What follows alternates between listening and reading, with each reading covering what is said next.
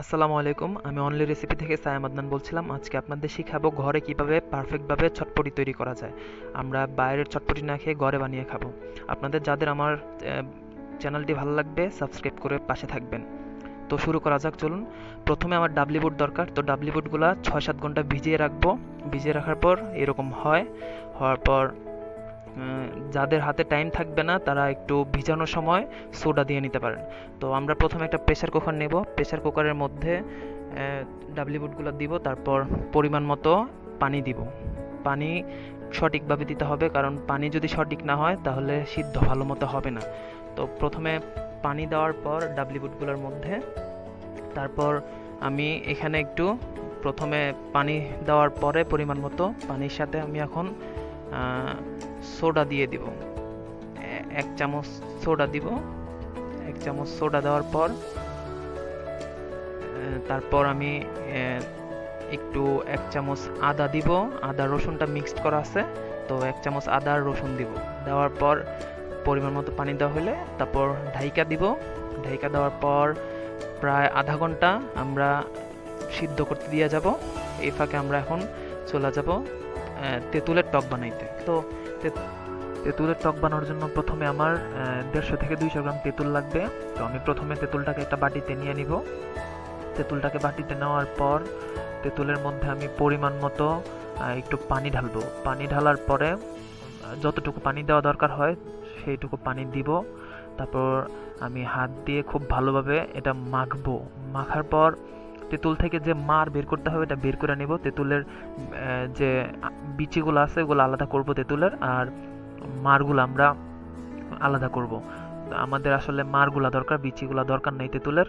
তো আমি খুব ভালোভাবে হাত দিয়ে মেখে তেঁতুল থেকে মারগুলো আলাদা করে ছাড়াই নিব। তেঁতুলগুলা খুব ভালো করে আমরা কষলায় নেব। তেঁতুলগুলা কষলানোর পর এরকম হবে, একটাও আঁশ রাখা যাবে না, বিচি রাখা যাবে না। শুধু তেঁতুলের যে কি বলে পেস্ট, ওইটা আমরা একটু কি করে নিব। তো তারপর ভালো করে কষলানোর পরে আস্তে করে আমরা একটা ছাঁকনি নিব।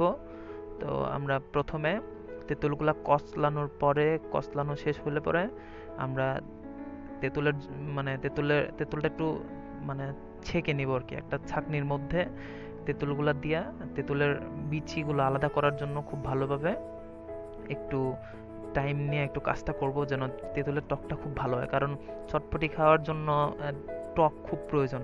টক ছাড়া খুব ভালোভাবে চটপটি খাওয়া যায় না। হ্যাঁ, যত টক ভালো হবে তত খাওয়া যাবে। তখন পেস্টটা এরকম হবে। তখন আমি একটু পেস্টের সাথে 1 চামচ চটপটির মশলা, রাঁধুনি চটপটির মশলা মিশাবো। 1 চামচ পরিমাণ রাঁধুনি চটপটির মশলা দেওয়ার পরে আমরা এটার সাথে 1 চামচ পরিমাণ চিনি মিশাবো। তেঁতুলের টকের সাথে একটু চিনি দেওয়া প্রয়োজন, কারণ চিনি দিলে একটু টেস্টটা একটু ভালো আসবে। চিনি, এই জন্য আমরা চিনি এটার সাথে ব্যবহার করব পেস্টের সাথে। চিনির সাথে আমরা আরও একটা মশলা দিব। তো সেই মশলাটা হলো জিরার গুঁড়া, টালা জিরার গুঁড়া। অবশ্যই জিরাটা টাইলা গুঁড়া করে দিবেন। তারপর খুব ভালো করে এটা মিক্সড করতে থাকবেন। তারপর তারপর অবশেষে লাস্টে আমরা একটু বিট লবণ দিব, কারণ বিট লবণ ছাড়া তেঁতুলের টকটা মানে আশাই করা যায় না খুব ভালো হবে। তারপর আমরা খুব ভালোভাবে এটা মিক্সড করে নিব। তেঁতুলের টকটা খুব ভালোভাবে মিক্সড করব। ভালোভাবে মিক্সড করে আমরা এটা রেখে দিব। তারপর আমরা একটু দেখতে যাব ডালটা হয়েছে কিনা। তো ডালটা দেখলাম হয়ে গেছে। ডালটা হইলে কেমনে বুঝবো আমরা, এই আঁশগুলো একদম কি হয়ে যাবে, খুইলা যাবে আমরা, অথবা আমরা একটু হাত দিয়ে চাইপা দেখতে পারবো। তারপর আমরা এটার সাথে একটু আলু মিশাবো। আলু মিশানোর পরে আমার চটপটি হয়ে গেছে প্রায়। তো এখন আমরা আলু মিশাবো। আলুগুলো আমি সিদ্ধ করে রাখছিলাম, আলুগুলো এখন আমি ভাইঙা চটপটির, তবে পানিটা কিন্তু ফালানো যাবে না, এই পানি সহ আমরা ইউজ করতে হবে আমাদের। তো পানি চটপটির সাথে আমরা আলুটা মিক্সড করলাম। আলুটা আমি আরও অনেক ধনিয়া পাতা, কাঁচামরিচ, পেঁয়াজ কি করে রাখছি, কাইটা রাখছি, ওইগুলো দিব। আমি প্রথমে আলুটা দিছি। আলুটা দেওয়ার পর আলুটা ভাইঙা খুব ভালো করে ভাইঙা দিতে হবে, নইলে মানে কামড়ে পড়বে। সো ভালো করে ভাইঙা দেওয়ার পরে আমরা যে তেঁতুলের টকটা বানায় রাখছিলাম ওখান থেকে 1 চা চামচ দিব। যার যেটুকু পরিমাণ খাওয়ার ইচ্ছা হয় দিয়ে নেবেন। আমি 2 টেবিল চামচ দিলাম। তারপর আমি এখানে কি দিব, ধনিয়া পাতা ধনিয়া পাতা দিব পরিমাণ মতো, যার যতটুকু খাইতে ইচ্ছা হয় আর কি। আর আমি এখানে একটু চটপটির মশলা, রাঁধুনি চটপটির মশলা ইউজ করব। 2 টেবিল চামচ দিব। 2 টেবিল চামচ রাঁধুনির চটপটির মশলা দিলাম। দেওয়ার পরে এখন আমার পরিমাণ মতো আমি একটু ধনিয়া পাতা দিব। ধনিয়া পাতা যার যেরকম খাইতে ইচ্ছা হয় আর কি, আমি একটু বেশি দিলাম কারণ ঘরে বানাইছি তো। তো ধনিয়া পাতা দেওয়ার পরে আমি আমি তারপর পেঁয়াজ দিব। পেঁয়াজ কিন্তু খুব ভালোভাবে স্বাদটা বাড়ায় দেয়, সো যার যতটুকু ইচ্ছা পেঁয়াজ দিয়ে নেবেন। পেঁয়াজ দেওয়ার পরে আমি একটা গ্রেটার নিব। তো গ্রেটার নিয়ে আমি একটু ডিম সিদ্ধ করে রাখছিলাম, তো ওই ডিম সিদ্ধ করা ডিম আমি গ্রেট করে একটু চটপটির উপরে দিয়ে দিব। এটা দেখতেও খুব সুন্দর দেখা যায় এবং খাইতেও খুব সুস্বাদু লাগবে। ভালো করে গ্রেটার দিয়ে আমি 1টা থেকে 2টা ডিম আমি এটার উপর ছড়ায় দিব ভালো মতো গ্রেট করে।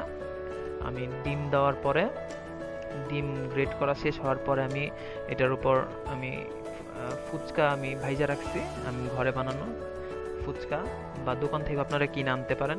ডিম দেওয়ার পরে আপনারা ফুচকাগুলা ভাইঙা এটার উপর খুব ভালোভাবে ফুচকাগুলা ভাইঙা দিবেন, দিলে খুব সুস্বাদু হবে। তো আমি এখনই কি দিব, ফুচকাগুলা এই যে আমি ভাইজা রাখছিলাম, এই ফুচকাগুলা এখন আমি ভাইঙা এটার মধ্যে দিব। এই যে ভাইঙা দিলাম। সো এখন খুব সুন্দর দেখাচ্ছে।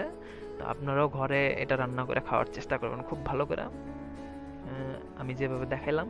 বা আপনারাও মানে আমার কোনো ভুল ত্রুটি থাকলে এগুলো দেখাবেন আর কি, আমার কমেন্ট সেকশনে কমেন্ট করবেন। আবার ধনিয়া পাতা একটু দিলাম। দেওয়ার পর আমি আবারও একটু কাঁচামরিচ দিলাম সৌন্দর্যটা বাড়ানোর জন্য। কাঁচামরিচগুলো দেওয়ার পরে আমি আবার একটু তেঁতুলের টক দিলাম। তেঁতুলের টক যার যেরকম স্বাদ মতো নিয়ে নেবেন, আমি আমার স্বাদ মতো আমি নিচ্ছি। তারপর ডিমগুলা আবার গ্রেট করে একটু উপরে ছড়ায়া দিলাম, দেখতে যেন সুন্দর দেখা যায়। তো আপনারা আমাকে কমেন্ট সেকশনে জানাবেন আমার এটা কেমন হয়েছে। আপনাদের উৎসাহ পেলে আমি আরও রান্না করে ভিডিও ছাড়বো। এটা আমার প্রথম ভিডিও, জানি না কেমন হয়েছে। আমার রেসিপিটা যদি ভালো লাগে লাইক, কমেন্টস এবং সাবস্ক্রাইব করে আমার পাশে থাকবেন। আমি ডিসক্রিপশন বক্সে পুরো রেসিপির লিংক দিয়ে দিব।